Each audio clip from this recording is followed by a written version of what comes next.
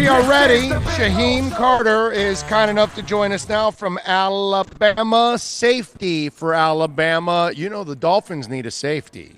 Shyheim, I don't know. Do you like South Florida? Do you like the weather in South Florida? We're a little humid. But you get your humidity in Alabama. Yeah, definitely. I'm from Louisiana. So it's the weather is perfectly fine with me. Okay, but it's not South Florida. It's not South Florida weather. No. We're in a peninsula, baby. We're surrounded by water. It's just like in South Florida, Shyheim. Just in case, let me just warn you ahead of time. So if you do become a Miami Dolphin, okay, you will take a shower, you will get dressed, you will look sharp as hell. Okay. Make sure you have one of those cars that you can turn it on ahead of time in the AC, because the second you walk out of your house, it's shower number 2. Oh man, humidity will eat you up alive, man. I mean that's nothing new though. Alabama's like that, Louisiana's like that, so I'm pretty used to it. You're right. Louisiana is like that too. You're right. It does get sticky. Atlanta. Yeah, Atlanta. Atlanta gets nasty, bro. And they're not near water. Right. And they get that. There's a reason why they're called Hotlanta, man. It's true. It's not like South Florida is the only place that has the heat and the humidity. No doubt about that. All right, Shyheim, so how you feeling, man, so far? Man, feeling great. This experience has been nothing more than I expected. It's been everything. Great group of guys here on the East team. That's the team I'm on. So great group of guys there. Funny guys, actually. It's been a blast having them down here and just, building a bond that players from different colleges come together and, just have fun and play the game that they all love. So what are you trying to prove to folks out here? Just by being the best player that I can be, control what I can control, and, just by becoming a better person every day on the field. I feel like most of the time, if you come out of Alabama, and especially the secondary, you're pretty prepared because Nick's the guy that coaches you a lot. I had Nick with the Dolphins, so I watched him. He cares about defensive backs. Oh, definitely. That's his baby when it comes to any position out there. D-backs is where you can find him, right? Oh yeah, definitely, no doubt about that. So how is it being coached by Nick also on top of all of that? Because that's got to be a challenge. Yeah, it's definitely a challenge. Coming in as a freshman, I always challenge myself. I hold myself to a high standard, and going to Alabama they was always holding you to a higher standard. Yeah. So yeah, I had to step my game up real quick, and it's amazing being coached by the best to ever do it every day. He expects nothing but the best out of you every day. Like no matter what, he just demand more every day, every rep. I think, he's one of those guys, it seems like, that he cares about his guys, actually, but he will bust your balls, I'm sure, early on to kind of break you in. Oh, yeah. So give me examples of how Nick busted your balls as a freshman to kind of get you going. Going into fall camp, the first time really ever running a defense like that. So it was kind of complicated. It was hard. And, just me and a few more other freshmen was out on the field all together, and we really didn't know nothing. And we have meetings, and he expects you to get it. He teaches it the hard way. We have other coaches that was there and that's there now that kind of pretty much teaches it easier way. But he always teaches it the hard way. And so I had to learn the hard way from him. And he expects you to get it like that. I mean, and if you don't get it and you mess up, like you mess up repeatedly over and over again on the same thing, then he just gets at you. Wow. Yeah, it's harsh. Okay, so is there a specific example that you can remember that you were like, damn, dude, all right, I got you, and he wore you out? Yeah. So we'll play like cover 2, and me being a star, I would have to go reroute the guy 10 yards in the seam. And sometimes I won't get a reroute on the guy, or sometimes my reroute wouldn't be as heavy as he want me to. He just get at me, and I just be like, yes, sir. Yes, sir. I mean, there's nothing more you can say. Right. Yeah. No, I mean, that's the thing, the thing about, I think that sometimes fans don't understand about players is that you guys want to be coached.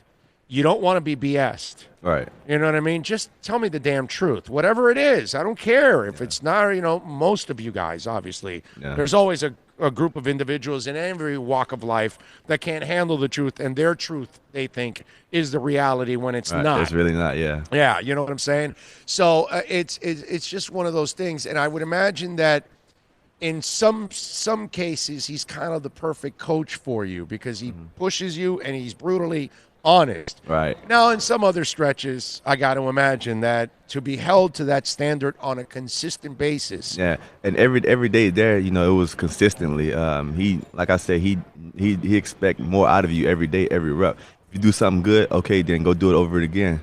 Like do it better the next time, even though you did it right this time. Do it better the next time. So Right. And so I would imagine that this becomes a little easier in a way. Like it's because you're not going to get that kind of demanding guy again right now at this point in these practices. You know what I'm saying? but like I said earlier, I always hold myself to a higher standard, and being there for 4 years, like my standard now is even higher. Because of that. So I expect nothing less of myself. Shyheim Carter, by the way, joining us from Alabama here on the program. Your teammate has a lot of people that are clamoring for him in Miami, and I'm talking about Tua. So I'm just tell us a little bit about Tua. What makes him so special? And just him, like his personality, how he goes about things. A great guy. Um, yeah, so my locker was by him for a year last year, and Okay. yeah, he was just a great guy. We used to always talk about little things, and he's just a great all-around guy. You rarely get that nowadays. So Is it something that guys rally around him? What does he do to connect with you guys on defense? Let's say. so first of all, we be enemies during practice, so Right. he's just trying to make one another better. Of course. So it's just like it's just a vibe that he gives off the team, especially guys on defense. Even though he's the quarterback on offense, we just like get a certain vibe from him, and it's a great vibe. He's just relaxing. He just any guy you can just go talk to, about pretty much anything. Yeah, he's just a great guy. Obviously, he's a great football player, but he's even a better guy. Yeah, that's what I'm at. Yeah, to me, it's clear he's a hell of a football player. You know Yeah. what I mean? It's just I wonder how he works in that locker room with the defensive side because obviously offensively they're going to Yeah. be obviously rallying around him, but to me that's when we see a quarterback is special when he can elevate everybody else and you guys all feel like, hey, we do our job, we got a shot to win always because of that dude, right? Is that the thinking? So for us as defensive players, we know that we got a high-powered offense, but as defensive players and defensive coaches and things, we try to do what's best for us. We try to kind of let the offense kind of depend on us. Like, well, we know the defense about to get a stop right here. So we kind of don't lean too much on the offense at times, a lot of the times, but we know that we have a high-powered offense, but we just try to do our job on defense. So it makes it easier on offense. Shyheim, how much does it help you as a player that you went to that program, you had all this success? It has to help all of you guys confidence wise when you walk out of there that you feel more because I know if I had a son and Alabama offered him a contract, I would be honored because I know he's going to go there, learn the game the right way, and then walk out of there a better football player because No of doubt. it. It helps me. It helped me tremendously. Just like going there, being around those guys, all of them great guys.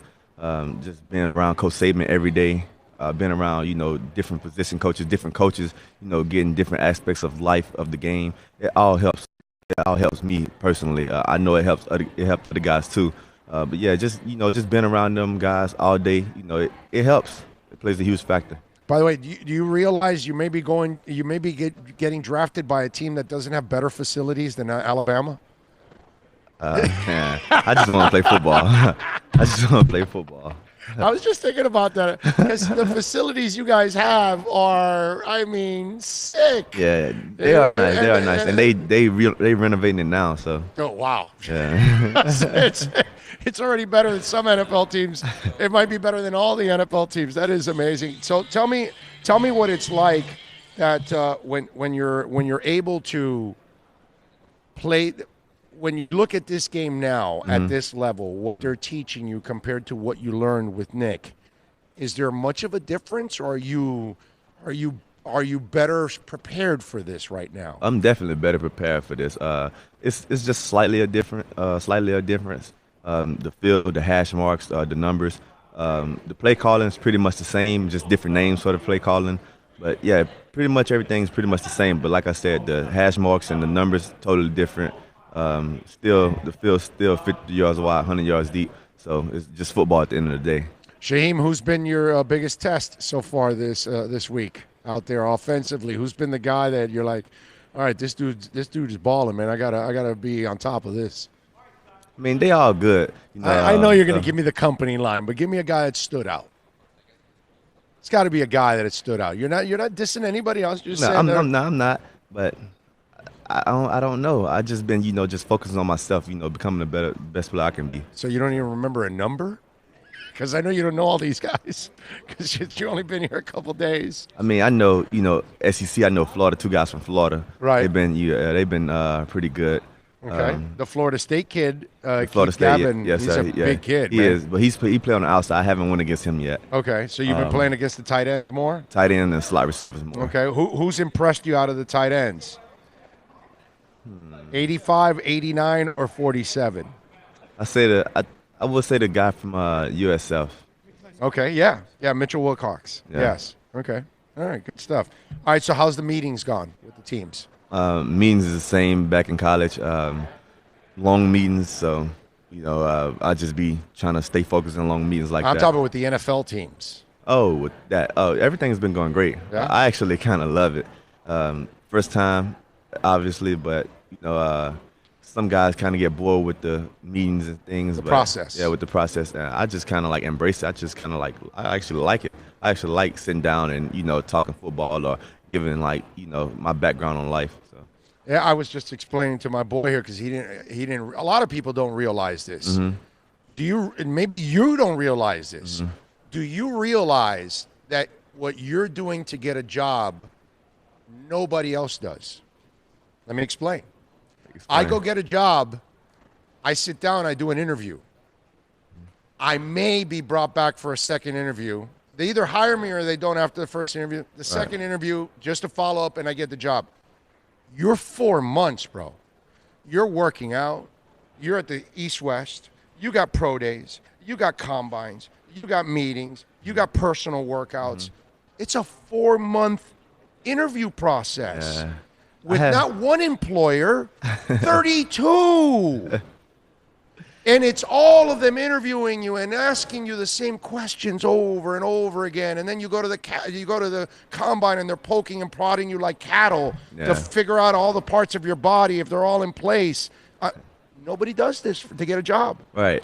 Think about that. I haven't thought about it like that. Exactly. Yeah, I haven't thought about it like most that. players that I even tell them that, they're like, yeah, man, wow. And most people don't even realize it, because I was explaining to him that yesterday, because he's tired of what we've done the last couple of weeks. And we had a player in the elevator, and he goes, yeah, man, I bet you can't wait for this process to be over this week. And then when he leaves, I go, do you realize that process isn't over for that man for 4 more months? Right. You know what I mean? Yeah, and then you got to go through the 3 days of hell of the draft. Right. The pressure of when am I going to get picked, and you're sitting there and the anxiety. Nobody does this, dude.